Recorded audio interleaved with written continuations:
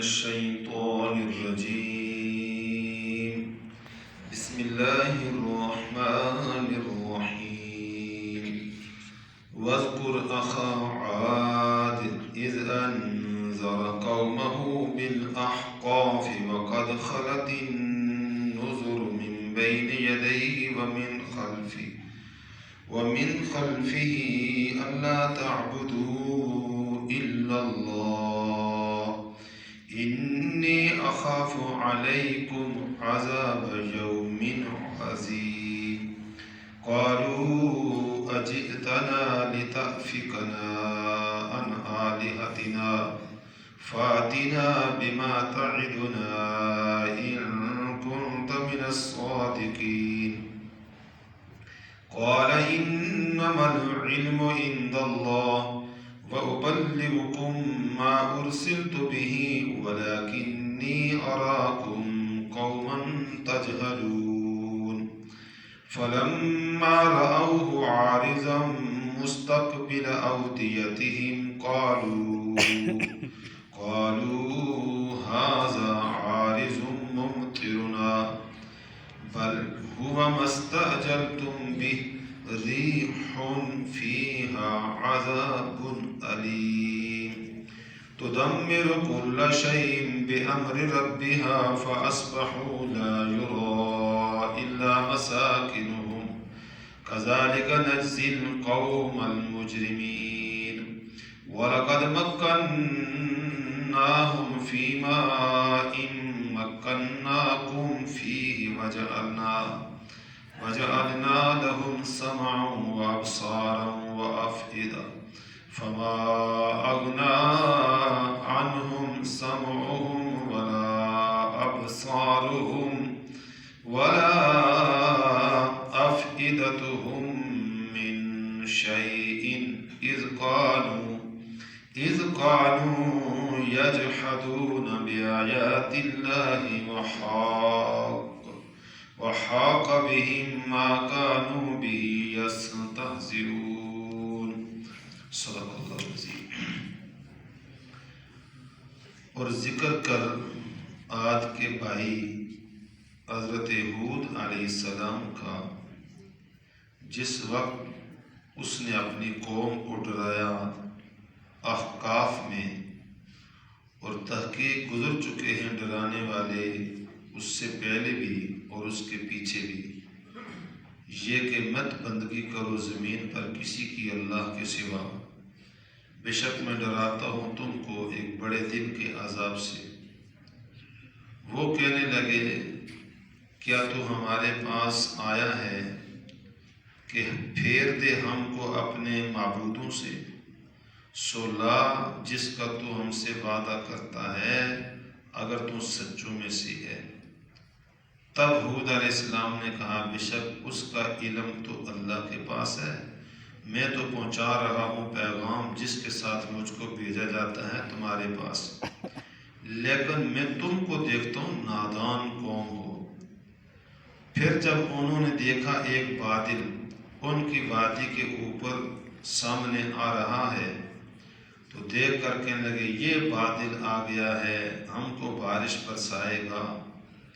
حکم ہوا نہیں، یہ تو وہی چیز ہے جس کو تم جلدی طلب کرتے تھے، ہوا ہے اس میں دردناک عذاب ہے۔ اکھاڑ دیا اس نے ہر چیز کو اپنے رب کے حکم سے، پھر وہ ہو گئے اپنی قوم بستی میں کہ کچھ نہیں دکھائی دیتا تھا سوائے ان کے مکانات کے۔ اسی طرح ہم بدلہ دیتے ہیں مجرم قوم کو۔ اور پکی بات ہے ہم نے ان کو زمین پر جتنی قدرت دی اتنی تم کو قدرت زمین میں نہیں دی۔ ہم نے ان کو کان دیے، آنکھیں دی، دل دیا، پھر نہ بچا سکے ان کو ان کے آنکھ اور ان کے کانیں اور ان کے دل اللہ کے عذاب سے ذرہ بھی، جب وہ انکار کرتے تھے اللہ کی آیات کا، اور گھیر لیا ان کو اسی عذاب نے جس کا وہ مذاق اڑاتے تھے۔ پیچھے ذکر تھا فرمانبردار اور نافرمان کا۔ اب آگے اللہ تعالیٰ نے ذکر کیا ہے حضرت ہود علیہ السلام کی دعوت کا اور ان کی قوم کا حال، حضرت نوح علیہ السلام کے جانے کے بعد دنیا میں جو نئی قوم ابھر کر تیار ہوئی وہ دو معروف قومیں ہیں، ایک قوم عاد اور ایک قوم سمود۔ یہ دونوں آپس میں تضاد تھے۔ اللہ تعالیٰ نے ایک کی طرف حضرت ہود علیہ السلام کو پیغمبر بنا کر بھیجا اور دوسری قوم کی طرف حضرت صالح علیہ السلام کو پیغمبر بنا کر بھیجا۔ دوسری جگہ اس کی تفصیل بہت گزر چکی ہے۔ یہاں اس پیرائے میں اللہ تعالیٰ نے اس کو ذکر کیا ہے کہ حضور صلی اللہ علیہ وسلم بھی اپنی قوم کی طرف اللہ کے پیغمبر بن کر آئے۔ تو جس طرح پہلے نبیوں نے اپنی قوم کو دعوت دی، اسی طرح آپ نے بھی دعوت دی۔ تو پہلی قوموں کے بگڑنے کی طرح آپ کی قوم بھی مشرکین مکہ، وہ آپ کے مخالف ہو گئے، بگڑ گئے۔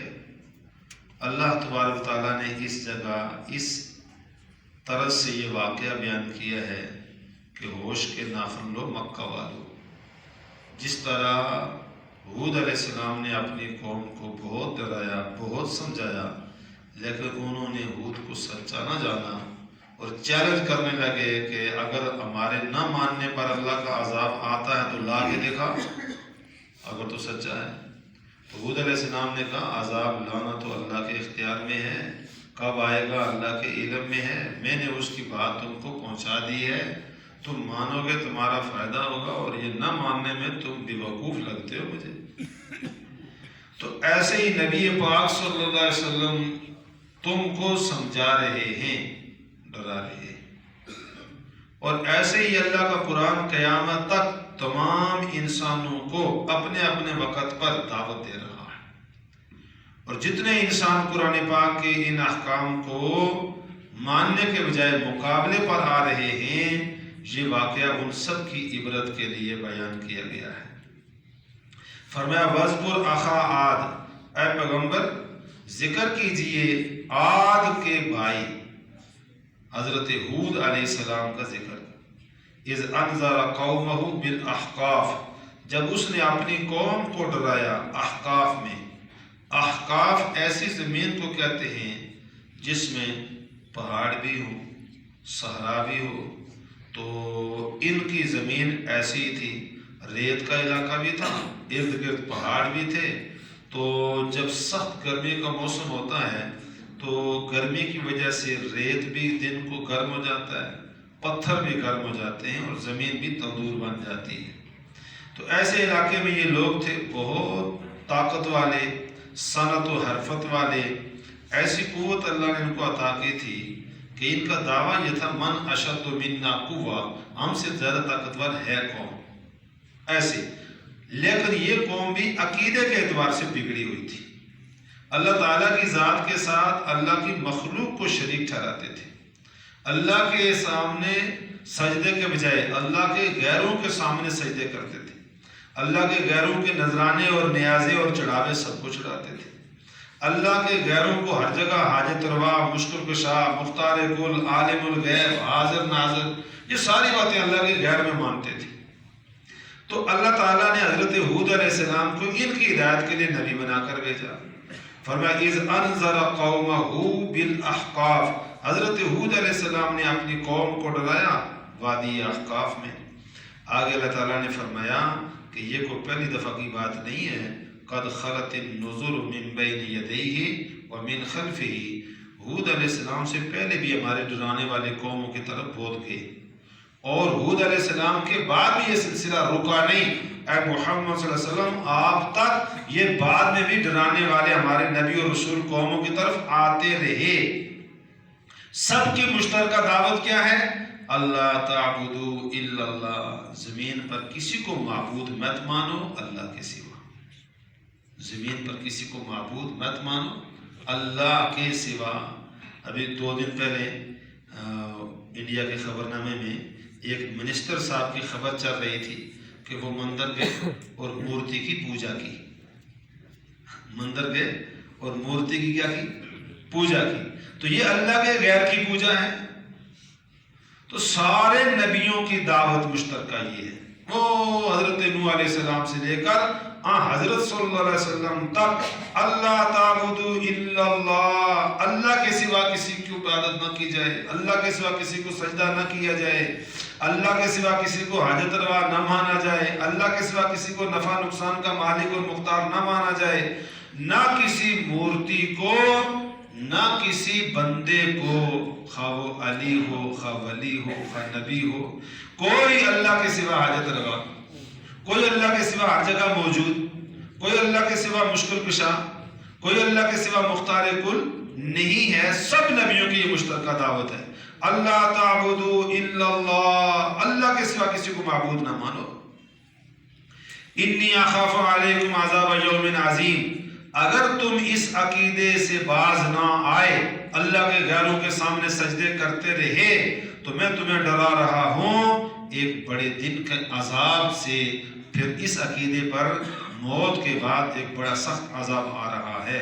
اب جب نبی نے یہ دعوت دینا شروع کی کہ اللہ کے سوا کوئی نفع نقصان کا مالک نہیں، تو جنہوں نے پیدائش سے لے کر آنکھ کھلنے تک، کانوں کے سننے کے آغاز سے لے کر اپنے بچپن میں اپنے بڑوں کو، اپنے لڑکپن میں اپنے بڑوں کو، اپنی جوانی میں جن کے سامنے سب کو جھکتے ہوئے دیکھا، ان کے عقیدے میں شرک رچا بسا پکا ہو گیا، ان کو نبی کی بات کہاں سمجھ آتی ہے؟ سب مقابلے میں آ گئے، کہنے لگے اجئتنا لتأفکنا عن آلہتنا، اچھا تم نبی بن کر ہمارے پاس اس لیے آئے ہو کہ ہم کو اپنے خداؤں سے ہٹا دو، ہم کو اپنے نظریے سے ہٹا دو، ہم کو اپنے معبودوں سے ہٹا دو، ہم آج کے بعد مورتیوں کی پوجا نہ کریں، ہم آج کے بعد قبروں کو سجدے نہ کریں، اس لیے تم آئے ہمارے پاس؟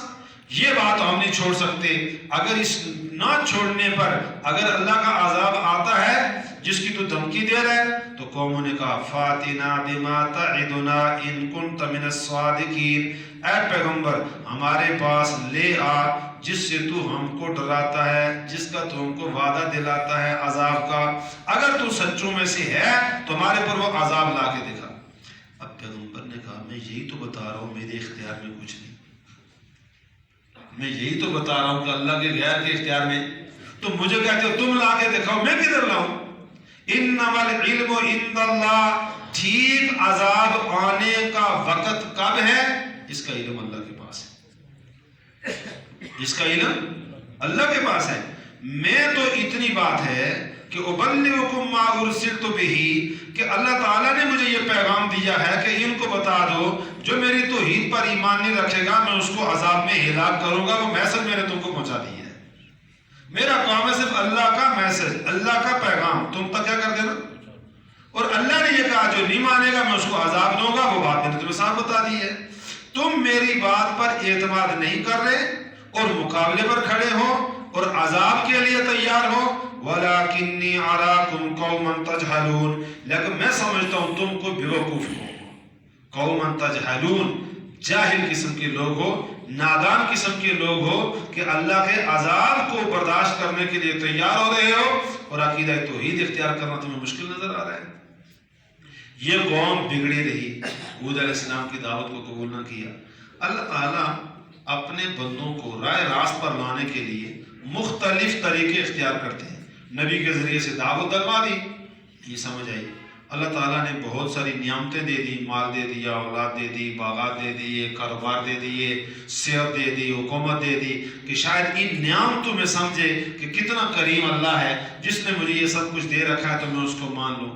بسا اوقات اس مال و دولت کے اندر اس کو غرور آ جاتا ہے، دھوکہ لگ جاتا ہے، نہیں اللہ کو پہچان پاتا، تو پھر اللہ دوسرا طریقہ اختیار کرتے ہیں، اللہ حکومت اسے لے لیتے ہیں، اللہ تعالیٰ اسے مال لے لیتے ہیں، اللہ اسے اولاد لے لیتے ہیں، اللہ اسے صحت چھین لیتے ہیں، پھر وہ بیماریوں میں، تکالیف میں، پریشانیوں میں شاید پھر اللہ کو سمجھ آئے۔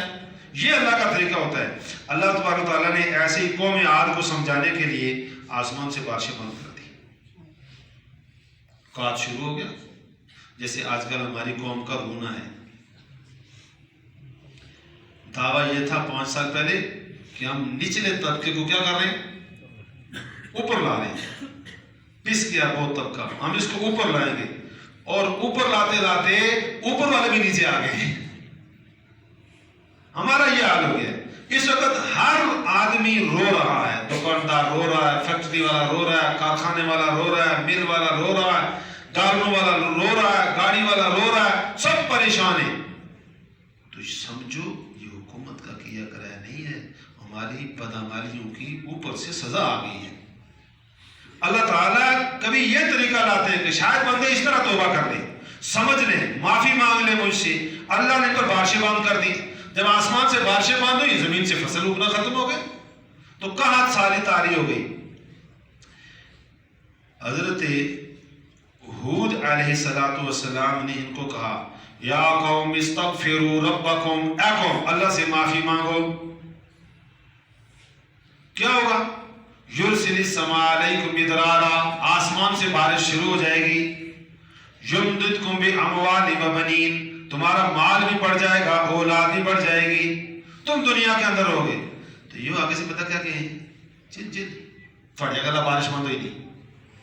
آج کل بھی یہی صورت ہے، جس سے آپ کو کہ یہ ہماری بدعمالی کی سزا ہے، تو نہیں سارے کہ کوئی نہیں جی ہاں سارے اعمال نہیں، حکومت خراب ہے، فلاں خراب ہے، فلاں یہ ہوا، فلاں یہ ہوا، فلاں یہ ہوا، سب ان پر لگائیں گے. اپنی بدعمالی کی ختمے کی کوئی صورت نہیں بن رہی، توبہ کی طرف توجہ ہی نہیں ہو رہی. وہ بھی ایسے کہتے تھے جا جا ان نقول الا تراک بعض آلہتنا بسوء، یہ قرآن پاک ہے. حود علیہ السلام کو کہنے لگے ہم تو یہی سوچتے ہیں کہ ہمارے کسی خدا نے تجھ پر کچھ جادو شادو کر دیا ہے، تو نے ہمارے خداؤں کی گستاخی کی تھی، توہین کی تھی، ہمارے خدا نے ناراض ہو کر تجھے سزا دے دی ہے، تیرا دماغ خراب آ رہا ہے. عزب اللہ. آگے سے اللہ کے پیغمبر کو یہ اللہ نے بارشیں بند کر دی. 3 سال تک بارشیں بند رہی. کتنا؟ 3 سال تک بارش نہیں ہوئی. ہمارے یہاں 6 مہینے نہ ہو تو ہمارا شور کتنا ہو جاتا ہے. اللہ تعالیٰ فرماتے ہیں پھر وقت آیا پکڑ کا. تو ایک دن دیکھتے ہیں تو آسمان کے اوپر ایک بادلی نظر آئی. قرآن کہتا ہے فَلَمَّا رَأَوْهُ عَارِضًا مُسْتَقْبِلَ أَوْدِيَتِهِمْ، پھر انہوں نے دیکھا ایک بادل مستقبل آ رہا ہے، اودیتہم ان کی وادی کے اوپر، ان کی زمین کے اوپر، ان کے علاقے کے اوپر. قالوا کہنے لگے ھذا عارض، یہ بادل آ گیا ہے، ممطرنا ہم پر بارش ہوگی. تو آسمان سے آواز آئی بل یہ بارش والا بادل نہیں ہے. ہوا مستعجلتم بہ، یہ بادل کی صورت میں وہ عذاب آ گیا ہے جس کا تم مطالبہ کر رہے تھے جلدی جلدی نبی سے کہ لاؤ عذاب لاؤ عذاب لاؤ عذاب. صورت کیا بنی؟ فرمایا ریح فیہا، بادل کے اندر اللہ نے ہوا کو لایا ہے. بادل کے اندر کیا آ گئی؟ ہوا آ گئی. اور ہوا ایسی فرمایا عذاب علیم، دردناک عذاب والی. تو دمر کل شیء، ہوا جب شروع ہوئی، ایک حدیث میں آتا ہے زمین کے اندر زمین کے نیچے اللہ نے ہوا کا خزانہ رکھا ہوا ہے، اور وہاں سے سوئی کے ناکے کے برابر ہوا نکلتی ہے جو اس زمین کے اوپر ہوا چلتی ہے. یہ جو ہوا چلتی ہے نا، میں اور آپ جس ہوا کو دیکھتے ہیں، یہ زمین کے اندر اس خزانے سے ایک سوئی کے ناکے کے برابر سے گزر کر باہر آتی ہے. تو یہ کتنی بڑی ہوا ہے. تو جب قوم عاد پر اللہ نے عذاب بھیجا تو وہ ناکا تھوڑا سا کھلا کر دیا، تھوڑی زیادہ ہوا نکلنا شروع ہو گئی. تو ایسی ہوا آئی کہ تدمر کل شیء بامر ربها، زمین کی ہر چیز کو جڑ سے اکھاڑ پھینکا اللہ کے حکم سے. مکانوں کو اکھاڑا، درختوں کو اکھاڑا، ان کو باہر زمین پر ایسے اٹھا اٹھا کر مارا. قرآن دوسری جگہ کہتا ہے کأنہم اعجاز نخل منقعر، لاشیں زمین پر یوں پڑے تھے جیسے کھجور کے تنے اکھڑے ہوئے پڑے ہوتے ہیں. فرمایا فاصبحوا، عذاب چلا کتنا؟ 7 دن 8 راتیں مسلسل. 7 دن 8 راتیں مسلسل عذاب چلا. اس عذاب کے اندر کوئی قوم عاد کا فرد زندہ. تو اب جو باقی لوگ باہر کے علاقوں کے وہاں سے گزرے تو کوئی انسان نہیں تھا، کوئی مکان سلامت نہیں تھا. فَأَصْبَحُوا لَا يُرَىٰ إِلَّا مَسَاكِنُهُمْ، ہو گئے وہ اس طرح کہ کچھ نظر نہیں آتا تھا سوائے ان کے ٹوٹے پھوٹے مکانوں کے نشان کے. آج بھی ان کے کھنڈرات کے نشانات موجود ہیں. فرمایا کذالک نجزی القوم المجرمین. قرآن نے قوم عاد کی ہلاکت کا واقعہ بیان کر کے مخاطب کیا مجھے اور آپ کو کہ جس طرح یہ نقش ہے تم نے دیکھا اللہ کے باغیوں کا، اسی طرح ہم سزا دیتے ہیں مجرم قوم کو. تم بھی اگر جرم سے باز نہ آئے تو یہی حال ہوگا. اب لوگوں نے سمجھا کہ نہیں وہ تو ان کے پاس وسائل نہیں تھے، ہمارے پاس تو بڑے وسائل ہیں، ہم نے واٹر پروف مکان بنائے، ایئر پروف مکان بنائے ہیں، زلزلہ پروف مکان بنائے ہیں، اولے پروف مکان بنائے ہیں. اللہ کہتا نہیں وَلَقَدْ مَكَّنَّاهُمْ فِي مَا إِن مَّكَّنَّاكُمْ فِي، قسم ہے جتنی ہم نے زمین کے اندر رہنے کی قدرت اسباب و آلات کے اعتبار سے قوم عاد کو دی تھی اتنی تم کو نہیں دی.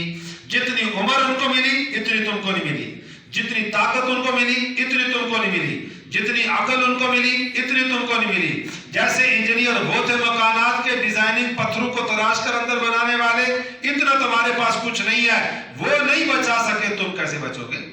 وَجَعَلْنَا لَهُمْ سَمْعًا وَأَبْصَارًا وَأَفْئِدَةً، ہم نے ان کو کان بھی دیے، آنکھیں بھی دی، دل بھی دیا. تو کان آنکھیں دل تو ہمارے پاس بھی ہے نا. تو اللہ نے کہا ہم نے ان کو کان بھی دیا، آنکھیں بھی دی اور دل بھی دیا. مراد ان کانوں اور آنکھوں اور دلوں سے یہ عام کان آنکھ مراد نہیں ہے. اس کان اور آنکھ اور دل سے مراد وہ ہے، ایک ہے سائنسدان، اس کی بھی آنکھ ہے، اس کا بھی کان ہے اور اس کا بھی دل ہے. اور کہ میرے اور آپ جیسا آدمی جس کو زمین کے اوپر چلتے ہوئے چیز نظر نہیں آتی، وہ سائنسدان ایسے آلات ایجاد کر رہا ہے کہ زمین کے اندر کی چیزوں کے ایکس رے کر کے اندر کے حقائق نکال رہا ہے، تو اس کی بھی آنکھ ہے نا.